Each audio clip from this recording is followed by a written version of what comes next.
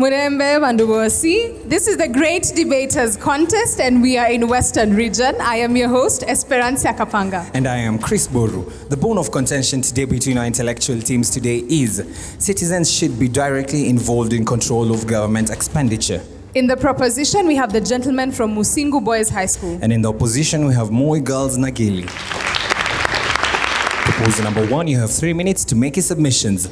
Well, name is Liwa Watson Waswa from the Musingu High School, here to propose the motion in quotes that citizens should be directly involved in the control of government expenditure. Now, to start you off with a cliche, good is not good until good is good enough. And the question is, has the government done its best in the control of government expenditure? The answer is no. This is because they require the citizens. That's why I strongly propose the motion in quotes that citizens should be directly involved in the control of government expenditure. Now, on to my definition of terms. Citizens are people who have legal rights to belong and live in a country. Now, directly means happening without involving other people. Control is the act of managing something, and involve actually means to engage. And finally, government expenditure is how the government manages its revenue. Now, involving citizens in the control of government expenditure will promote the values of transparency, accountability, and openness. These values promote good existence of people in the society. Now, this is because the expenditure making process involves many people, and thus the corrupt amongst us will shun away from their fraud acts. And thus the values of transparency, accountability, and openness will be improved. These are qualities that the government lack.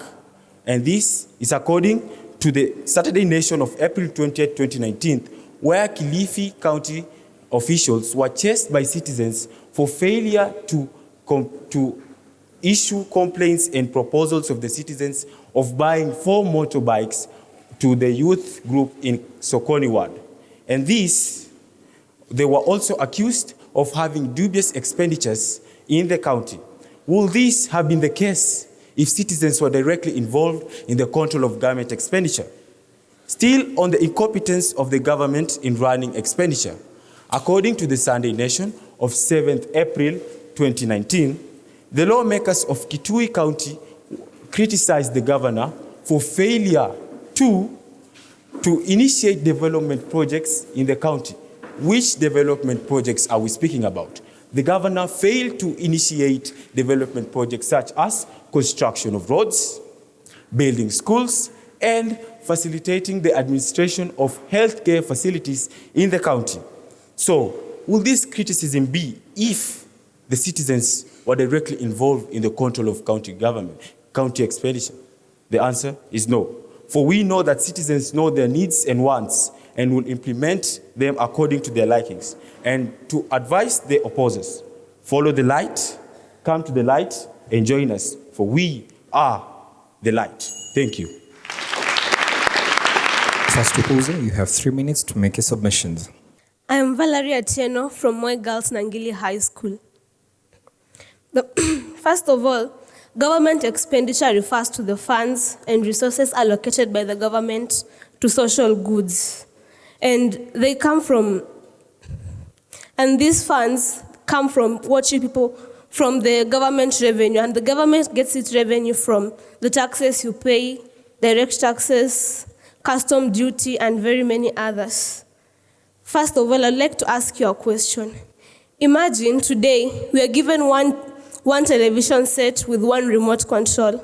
If all of us are given an opportunity to press it, what will we end up watching? Also, if everybody is given an opportunity to give up an opinion concerning a particular thing, what exactly will you say? And considering that everybody has his or her opinion, it will end up in a wrangles. In short, too many cooks spoil the broth. Based on that, I hereby stand to strongly oppose that motion. First, if everybody, citizens here, we're around 40-something million citizens in Kenya. If all of us are given the opportunity to give our views based on what the government should do about its expenditure, then it will take a lot of time. and thereby it will lead to slow decision making. In that's the time they take following up on what a particular person has to say. Another thing based on that is that most of us go to work and we have very many other commitments to take part in. Therefore, the government at times may not get enough views from us, or it will take a lot of time to make its decision. Second, the issue of professionalism. This comes up whereby not every Kenyan citizen is an expert in finance, whereby we have teachers, farmers, lawyers, medical doctors, and some of these professional guys, they're not aware of anything to do with finance. Like some courses, they don't have to do with finance in any state. Also, like some of the Kenyans are illiterate, and some of them don't even know what the public expenditure is. They don't know where the government gets its money, and as a result, when you ask them on something, they won't be in a position to answer. Besides, the decisions they might make may be wrong.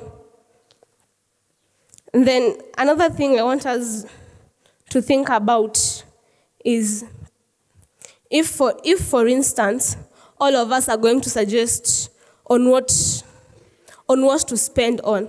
Some people have different priorities, and the more they argue, the more the wrangles they have, the more slow decision making they take. Thank you. Second proposal, you have 3 minutes for rebuttal. Ladies and gentlemen, a stitch in time saves 9. As a person who believes in time management, I want to bring the point home precisely, straight to the point. Dylan Robin, Musingu High School. Okay, the first opposer said something about one remote cannot be pressed by many people, and she said too many cooks spoil the broth. But let me let you in on a secret. No man is an island. Absolutely no man is an island. That's why we have to work together. Unity, citizens merged with government will lead to one great country of prosperity. And she also said something about the illiterate. Okay, to the illiterate, the government will introduce civic education.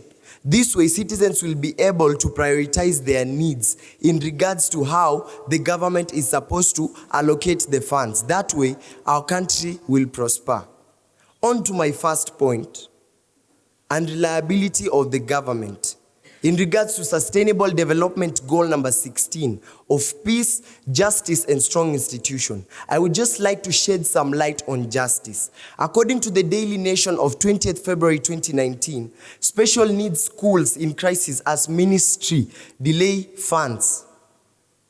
We see that special schools heads of Association of Kenya National Chairman, Anjenga Izenga, quotes that our schools are now unable to pay support staff salary or buy food and medicine for students. Now, to this special needs student, how does he feel when he's told disability is not inability, and then the government itself delays the funds that are supposed to cater for them in the schools? That is unacceptable. But if we involve the citizens, I repeat, there will be no stories of neglect. Neglect will be something of the past. The special needs student will actually believe, yes, disability is not inability. Furthermore, the minority will be considered. According to the same Daily Nation of 20th February 2019, we see that in regards to the Sustainable Development Goal number 10 of reduced inequalities, the minority communities living in North Rift are demanding for a slice of the national cake. Why? They claim to have been sidelined in terms of development, employment, and appointment. Didn't they take part in voting? Yes, they did. But why are they being neglected? Why is there that sense of self-belonging not being adhered to? But if they are involved, they will point out their needs, things affecting them directly, and that way will be leading our country to greater heights. I just leave you with a saying, no man is an island. Thank you. Second opposer, you have 3 minutes for rebuttal. Greetings, Faith Kerubo, my girls Nangili. First of all, the second proposers just talk about believing in time management. Yes, we believe in time management, and that's why I want to advise you that if all citizens are going to be involved, in making decisions on government expenditure, it's going to be time consuming. Yes, it's going to be. This whereby you have to reach all citizens, and as citizens, some of us have particular jobs, some of them work at night, we have different occupations. And let's say today the government has to make a decision on spending on something that's urgent or that's going to affect the nation positively. You have to reach everybody in the rural areas, in the urban areas, in the street. You have to reach everybody, and maybe you decide on use some means of maybe census. Reach everybody and make a decision. You see, that's going to be time consuming. Then you also talked of all citizens took part in voting. Yes, and that's why my point is going to be that we have a representative democracy. We all took part in voting, and that's why we elected the leaders. Whatever they say, whatever made their opinion, that's also our opinion. We elected them, and so means whatever they think, whatever they decide, that's for us all, and we have to adhere to what they, as our leaders whom we choose, we have to adhere to what they decide. And on another point, I want to make into your realization that it's going to lead to wrong decision making. This whereby, let's take an example, a simple one. In a school setup, we are all students. We know that if we're one day given a decision, a chance to make a decision on what you want the school of, probably all of you will go for what's best for you. Everybody will be like, I want this, we want this in the school. But think of it in this manner. Are you going to make decisions that are going to affect the school positively or negatively? Probably you're going to make decisions that favor you and not favor the better off of the school. And this comes my point. As a nation, if we involve all the citizens in decision making, let's say each and every village will come up with their own thing. They want this to be done to their village. They want this development to their county or whatever.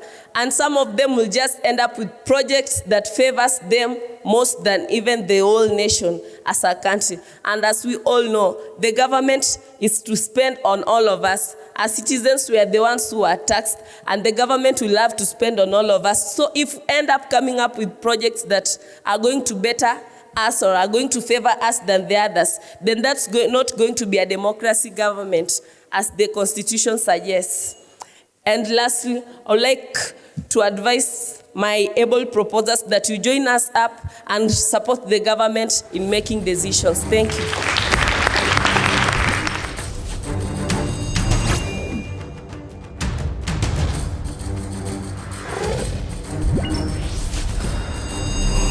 For the question session, the proposers have been asked, what is the guarantee that if citizens are given the power to control expenditure in the country, then we will eliminate the vices of fraud and corruption? The opposers, on the other hand, have been asked, if they do not support the fact that citizens should control expenditure based on their statement that the citizens do not have enough financial information to educate their decisions, then what exactly is their stand? What should we do regarding our expenditure? Proposer number 3, you have 3 minutes to respond. Well. Some call me Jex, some call me Opala, some call me the great philosopher. But for this session, I prefer that you call me Mahatma Gandhi. Why? I go by his statement that my word, my bond. Jex Opala, Musingu High School, standing here to propose the motion that states citizens should be directly involved in the control of government expenditure. Directly to the question posed to us by the audience. You have asked us how we can guarantee that when the expenditure is brought back to the citizens, then we won't be facing vices such as corruption. Now, somebody once said that insanity is doing the same thing repeatedly and expecting a different result. For a long time, the government has been working on its own, making decisions on its own. But right now, we are demanding that for the effective, directly involvement of the citizen. Number 1, our voices will be heard. Number 2, we the citizens are the ones who know what is happening down in the grassroots. Therefore, when the expenditure is brought back to us, when we are allowed to air out our views directly then definitely we shall be curbing vices such as corruption. I believe your question is answered. On to my first point. Involving citizens directly will ensure that need bases are observed. According to the Sustainment Development Goal number 8, decent work and economic growth. According to the Daily Nation on Friday, June 21st, 2019, the boda operators in Kisumu County took it to the roads. Why? They found out they were now obliged to bank the county 500 Kenyan shillings. Take note of that. They were obliged to pay the county government 500 Kenyan shillings. Through the County Executive Committee of Finance, they stated that there's a Finance Act that was passed. My question is, were they involved in that decision? Were they allowed to give out or air their views concerning that decision?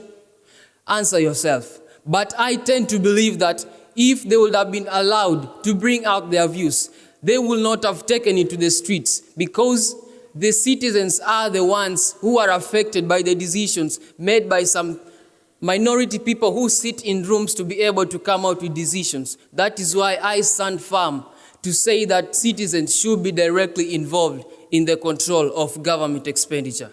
On to my second point. Involving the citizens will ensure that priorities are taken into place. According to the Standard Nation of July 10th, 2019, citizens in Kakamega Hospital are sharing beds. People are sharing beds. A bed is being shared by 3 people on one bed. Yet, we all know that citizens, when they air out their views, they are going to bring out the fact that we need a hospital, we need infrastructure, we need schools. Therefore, I stand firm to propose the motion that citizens should be directly involved in the control of government expenditure. That was my time. Thank you. Third opposer, you have 3 minutes to respond to your question. Greetings. I'm Judy Celestine from Girls Nangili. The question posted to me was my answer to the question asked is that not every citizen has the knowledge of participating in or the knowledge of finance in each and every situation. In Kenya today, we have different professions and everybody has the qualifications according to your professions. So if you ask a farmer to give you a decision on maybe finance, how sure are you that the farmer is very equipped with finance knowledge? Not really. Everybody is just equipped with the knowledge that you're supposed to have, not that you have knowledge in each and everything that you do. Also in Kenya, we have our proposer say that the citizens are not involved in each and everything in the country. Citizens are actually involved in each and every decision making in this country through public participation supported by our constitution. In our constitution, it states that in each and every development project the government wants to do, citizens must be directly involved in each and everything, whereby the government comes into our areas at the grassroots levels. They bring some papers, or even citizens are asked to go to the barazas in the governor's office or even in the county assemblies, where they give out their views on what they want or on what development they want for them at that point. Then, if all citizens are allowed in decision making, well, it will be very much time consuming, since if citizens have to be considered, they enter into each and every finance movement, it will be time consuming, since we will have time to go to the citizens, it will be just extravagant. The process will be so long, our decisions will take long to be decided, and everything will be disorganized. And also, if each and every, let's take this for example, if each citizen was to go to the president's office, then how much will be the president? The president will not be able to listen to each and every citizen. That's why we elected our MCAs, our councillors, and everybody at the grassroots level, so that we can reach even the people at the grassroots levels have their own way of making their own decisions. They have to go, if you feel like you have anything to tell the government, you go to these barazas, you give out your issues, you point out where you see a mistake in the government, you give out what is your solution to that. If you see that the government or there's a project you are very much in need of it, you go there and you give out your views. So the citizens, even in Kenya currently, they are very much involved. That's why we can see development in each and every place. Thank you.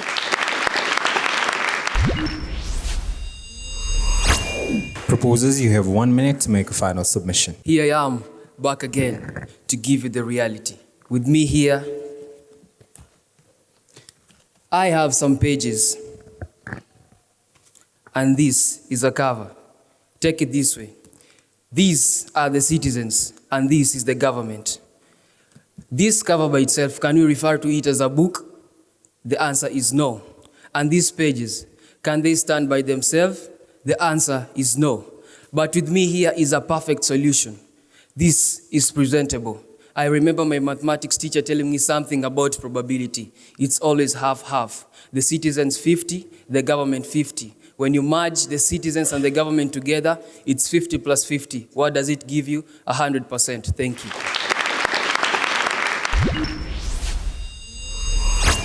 Opposers, you have 1 minute to make a final submission.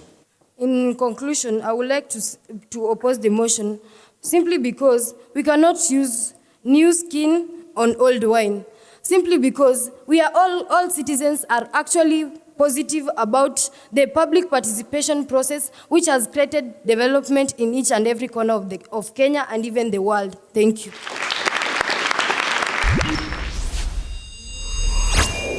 To Musingu, very well spoken, very good speakers. That was outstanding. So I want to appreciate that element of you being very composed on the stage. And so to Liwa, I think the start, the definition of terms, well done. Good time management, especially across the team. It was excellent in terms of, I don't know whether you were having your watches ready and counting down. That was well done. Daylan as well, cross-examination and role-playing, that was well done. And especially the reference to SDGs, that was commendable. No man is an island, I remember that. Jakes as well, good answer, and well done as well. To the ladies, Valerie, I don't know why some of you are looking down, whether you're feeling defeated already. What is it? You know, you want to look up. Valerie, I think I like the start, the analogy on the remote. Like who, if in a family, who else, if everybody was to press the button, who will make the decision? That was a good analogy. However, you noticed when you talked about professionalism, it was easily cross-examined. And in terms of delivery, you want to really just work on the passion level. Faith, I think it stood out for me on behalf of the ladies there. Good cross-examination, good speaker, and I think your submissions were articulated well. Judy, yes, good as well. Nonetheless, you want to measure your arguments on facts.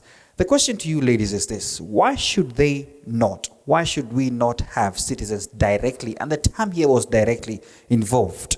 And I think you had many positives you could have given in. For example, citizens are sort of indirectly involved because they elect their representatives. And I think those analogies and such systems should have been a plus on your end to show us that they are involved, though not directly, but indirectly. But all the best to both teams.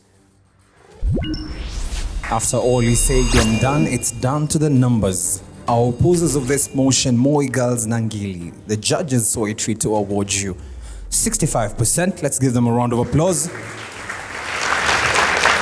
The gentlemen from Musingu High School, our proposers for this motion, the judges awarded you 70%. Let's give them a round of applause. We'd like to congratulate Musingu High School for being the greater debater in this debate. The take-home message for this debate is, I will reiterate what the first debater said, that good is not good until it is good enough. This has been the Great Debaters Contest. Keep the conversation going across all our social media platforms with the hashtag GDC for SDGs. I have been your host, Esperanza Kapanga. And until the next episode, I've been Chris Buru. Stay tuned.